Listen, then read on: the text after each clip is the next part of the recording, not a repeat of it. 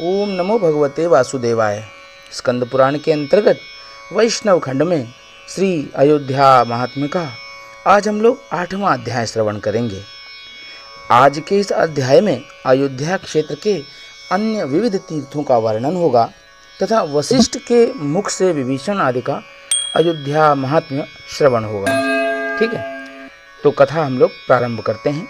हाथ जोड़ करके ईश्वर की उस अनुकंपा को प्राप्त करने की अभिलाषा कीजिए और हम लोग कानों में अपने भगवान के उन छोटे छोटे जो चरित्र हैं उसका भी बखान सुनते रहते हैं। ठीक है, मन लगाइए उस स्वर में। घोषार्क तीर्थ से पश्चिम दिशा में रति कुंड नामक प्रसिद्ध तीर्थ है जो समस्त पापों को हरने वाला है। उससे पश्चिम कुसुमायुध कुंड है जो समस्त मनोरथों की सिद्धि के लिए प्रसिद्ध है। जो पति पत्नी इन दोनों कुंडों में स्नान करते हैं वे रति और कामदेव के समान सुंदर होते हैं। कुसुमायुध कुंड से पश्चिम दिशा में मंत्रेश्वर तीर्थ है।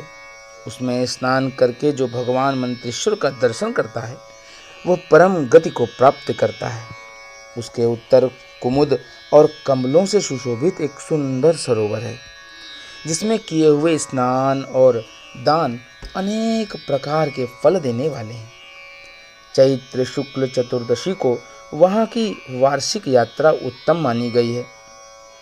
मंत्रेश्वर की महिमा का कोई भी भलीभांति वर्णन नहीं कर सकता। सुगंधित पुष्प, धूप, चंदन आदि उपचारों से उनका यत्नपूर्वक पूजन करना चाहिए। वे संपूर्ण कामनाओं और प्रयोजनों को सिद्ध करने वाले हैं।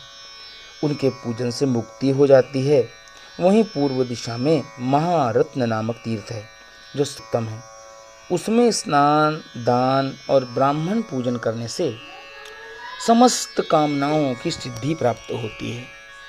भादों कृष्ण चतुर्दशी को वहाँ की वार्षिक यात्रा होती है। उससे नैऋत्य कोण में दुर्भर सरोवर है जहाँ स्नान करने से मनुष्य स्वर्गलोक को प्राप्त करता है। महारत्न और दुर्भर दोनों तीर्थों में भक्तिभाव से स्नान करके नीलकंठ महादेव जी का गंध, पुष्प आदि के द्वारा भलीभांति पूजन करना चाहिए। पार्वती सहित भगवान शिव का ध्यान करके मनुष्य सब कामनाओं को शीघ्र पाकर सदैव शिवलोक में निवास करता है।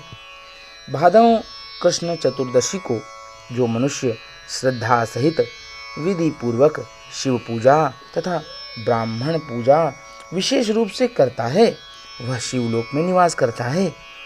भगवान विष्णु और शिव उसके ऊपर बहुत प्रसन्न होते हैं, जिनके स्मरण मात्र से मनुष्य सब पापों से मुक्त हो जाता है। दुर्भर स्थान से ईशान कोण में महाविद्या नामक महान तीर्थ है।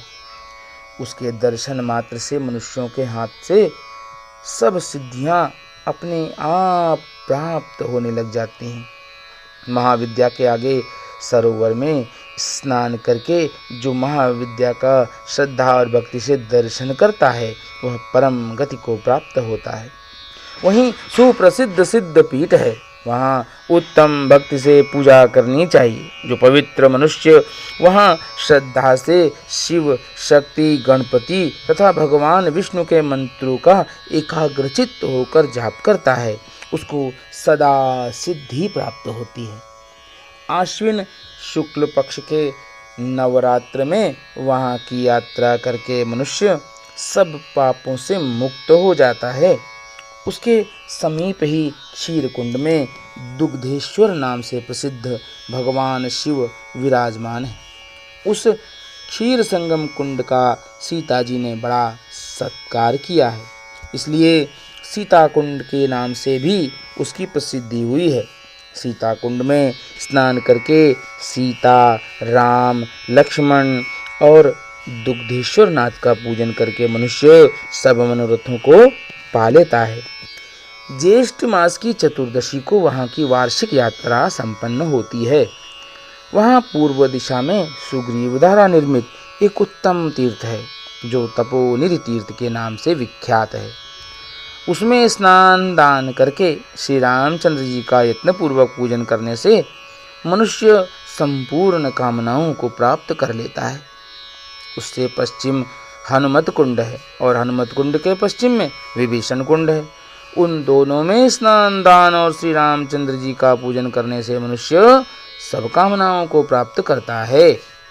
एक समय विभीषण आदि ने मुनिवर वशिष्ठ से विनय पूर्वक पूछा, तपोनिधे विद्वान पुरुष अयोध्या का जो सर्वोत्तम महात्म्य बतलाते हैं उसका वर्णन कीजिए। तो वशिष्ठ जी ने कहा, यह अयोध्या नामक उत्तम तीर्थ अत्यंत गुप्त है। यह सदा सभी प्राणियों के मोक्ष का साधक है। इसमें सिद्ध और देवता भी वैष्णव व्रत का आश्रय लेकर नाना प्रकार के वेश धारण किए विष्णु लोक की अभिलाषा से नित्य निवास करते हैं। नाना प्रकार के वृक्षों से व्याप्त एवं अनेकानेक विहंगम दृश्यों के कलरव से युक्त इस उत्तम तीर्थ में वे सदा सिद्ध और देवता जितेंद्रिय हो प्राणायाम पूर्वक योगाभ्यास करते हैं। इस उत्तम क्षेत्र में निवास करना भगवान विष्णु को सदैव ही रुचिकर है। जिन्होंने अपने समस्त कर्म भगवान विष्णु को दिए हैं वे विष्णु भक्त यहाँ मोक्ष प्राप्त कर लेते हैं। यहाँ भगवान विष्णु का निवास है, इसलिए यह अयोध्या नामक महाक्षेत्र अत्यंत उत्तम है। जो मोक्ष अन्यत्र दुर्लभ माना गया है वही यहाँ सब सिद्धों और महर्षियों को प्राप्त होता है। जिसका चित्त विषयों में आसक्त है और जिसने धर्म का अनुराग त्याग दिया है, ऐसा मनुष्य भी यदि इस क्षेत्र में मृत्यु को प्राप्त हो तो वह पुनः संसार बंधन में यहाँ नहीं पड़ता। सहस्त्रों जन्मों तक योगाभ्यास करने वाला योगी भी जिस मोक्ष को नहीं पाता उसी को यहाँ मृत्यु होने से मनुष्य प्राप्त कर लेता है। यह अयोध्या ही उत्तम स्थान है, यही परम पद है। यहाँ पुण्याभिलाषी पुरुषों को विधि पूर्वक यात्रा करनी चाहिए, नियम पूर्वक स्नान और यथाशक्ति दान करना चाहिए।